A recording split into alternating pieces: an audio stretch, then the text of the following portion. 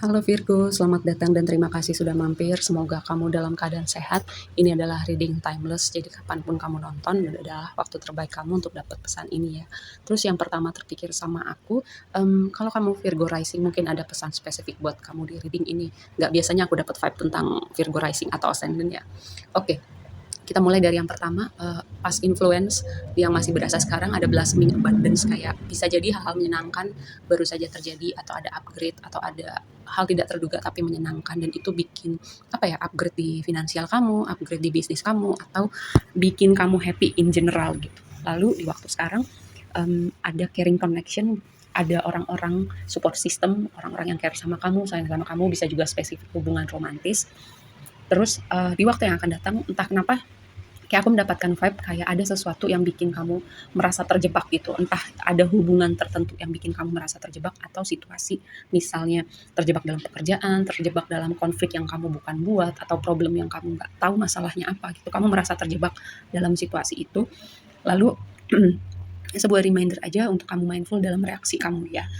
Karena gini, kalau kamu merasa terjebak, kamu selalu punya kendali ya atas hidup kamu. Jadi kamu bisa mengambil keputusan untuk keluar dari situasi itu, atau ngekat hubungan itu, atau melakukan langkah-langkah tertentu ya supaya kamu nggak lagi merasa terjebak, atau ada yang merasa terjebak dalam sebuah hubungan, kayak hubungan ini terlalu mengekang kamu, kayak kamu terlalu diatur, kamu terlalu dibatasin, jadi nggak bisa bebas melakukan kegiatan kamu atau ketemu teman kamu. Ada hal-hal semacam itu ya yang aku dapat dengan kartu ini nih.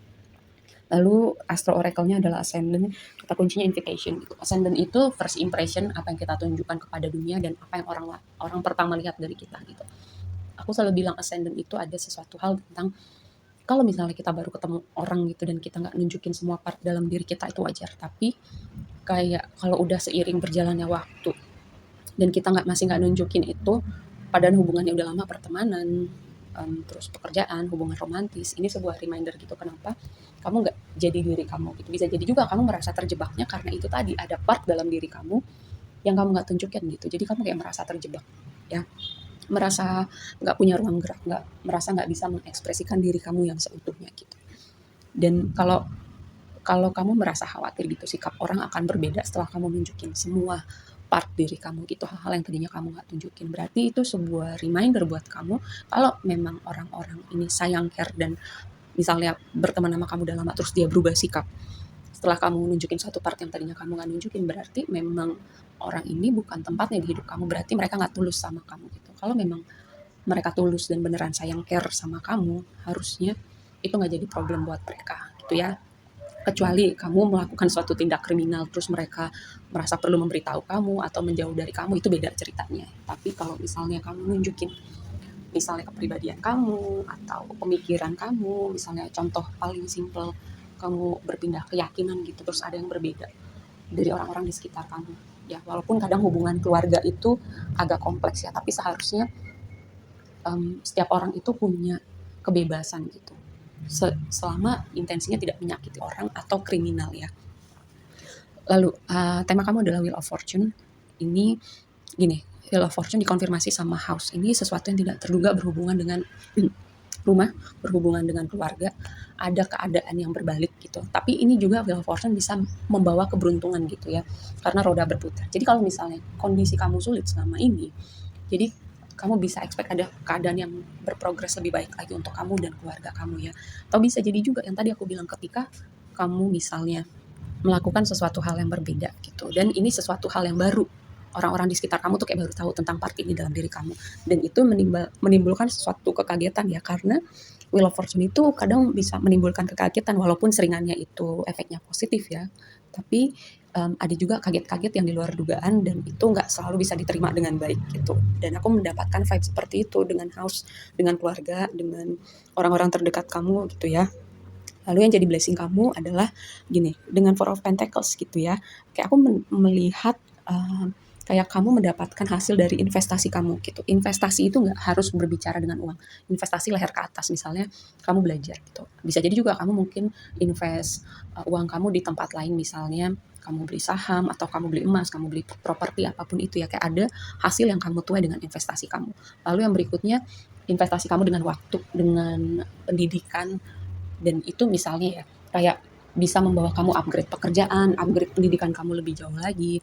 Kayak ada yang upgrade dengan kamu invest, misalnya uang kamu, waktu kamu, eee, invest di pendidikan kamu, hal-hal semacam itu. Lalu juga dengan Four of Pentacles gini, kayak ada yang apa ya, kayak lebih fokus sama dirinya, fokus dengan keuangannya, dengan karirnya, pekerjaannya. Jadi kayak menutup hati nih, menutup hati dulu, bukannya jadi dingin ya, tapi lebih kepada gue mau upgrade dulu nih, upgrade dulu dengan dunia gue, dengan diri gue, dengan pekerjaan, pendidikan, finansial, apapun itu ya. Dan itu membawa output yang positif buat kamu, terutama dengan Wheel of Fortune tadi, seperti ada keberuntungan yang datang di hidup kamu ya. Lalu juga dengan book di situ bisa berbicara pendidikan, bisa berbicara informasi, dan book itu kadang juga merepresentasikan sesuatu yang terungkap gitu ya, sesuatu yang terbuka. Seperti kayak ada misalnya informasi yang tadinya kamu nggak tahu dapat di mana, tiba-tiba itu semesta kirimkan lewat orang-orang tertentu atau dengan cara tertentu ya. Lalu dengan Seven of Pentacles, lalu side jadi tantangan kamu gini, waktu menuai, waktu menabur, kayak aku melihat ada sesuatu tentang tabur tuai, ini juga jadi tema kolektif ya, sabar juga, karena Seven of Pentacles itu berbicara sabar. Aku selalu ingatkan, kamu tahu kapan kamu harus sabar, kapan kamu terus bergerak, kapan kamu harus invest, kapan kamu harus komit. Ketika kamu nggak dapat kayak hasil seperti yang kamu mau, ini sebuah waktu untuk mengevaluasi itu, apakah kamu mau terus komitmen di situ, apakah kamu mau terus ngasih effort kamu, waktu kamu, tenaga kamu, apapun konteksnya, entah itu pekerjaan, entah itu hubungan romantis, pertemanan. Kayak ini waktunya kamu untuk evaluasi. Ibaratnya kalau misalnya suatu cara, suatu hal kamu lakukan selama ini mendapatkan hasil, kamu lanjutkan. Kalau misalnya nggak mendapatkan hasil, mungkin waktunya kamu ganti cara, melihat dari perspektif lain, atau di-cut sekalian ya, karena side itu berbicara seperti itu. Waktunya nge-cut sesuatu yang kamu, menurut kamu itu, oh ini nggak menghasilkan apa-apa gitu, atau ini bikin capek doang, atau stok sabar aku udah habis nih untuk hal ini. Seperti itu ya, supaya kayak kamu nggak merasa stuck atau terjebak dalam sebuah situasi atau dalam sebuah hubungan. Ya, kadang di hidup kita ada waktunya untuk nge-cut hal-hal atau orang-orang tertentu di hidup kita ya. Lalu yang berikutnya, di waktu yang akan datang, Ace of Wands kan ada sesuatu yang baru nih, dan ada sesuatu yang vibe menyenangkan. Jadi kalau ada momen kaget itu ya, kamu temuin sekitaran nonton ini, momen kaget itu sesuatu yang menyenangkan di luar dugaan kamu, tapi itu bikin kamu seneng ya. Bahkan jauh lebih baik dari apa yang bisa kamu pikirkan. Lalu dok ini merepresentasikan, dok itu merepresentasikan bantuan, support, orang-orang yang support kamu, support sistem kamu, atau orang-orang yang ada gitu, selalu ada bersama kamu, ada di saat kamu butuh gitu ya. Mmm, ini karena Ace of Wands itu juga kadang aku bisa melihat sebagai sebuah hubungan romantis ya, untuk kamu para single, ini hubungan yang kamu bisa dapatkan loyalitas, dapatkan support, bisa hubungan romantis, bisa hubungan pertemanan, atau di saat kamu butuh bantuan atau butuh sesuatu, itu akan datang di waktu yang tepat gitu. Lalu juga inspirasi kamu, ide kamu itu kayak akan mendapatkan dukungan gitu, atau ketika kamu ingin channeling kreativitas kamu, atau kamu punya ide untuk proyek-proyek baru, kalau kamu butuh bantuan, akan ada bantuan yang datang ya, untuk kamu apa ya, berkarya gitu, bertransformasi atau melakukan sesuatu yang kreatif.